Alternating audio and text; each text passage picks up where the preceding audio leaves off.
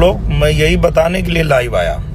हमारे भोजपुरी जगत से, हमारे यूपी से, बिहार से, झारखंड से ऐसी ऐसी हस्ती, ऐसे गायक की कल्पना नहीं किया था किसी ने कि इतनी प्रतिभा छुपी है हमारे यूपी, बिहार, झारखंड की धरती पे।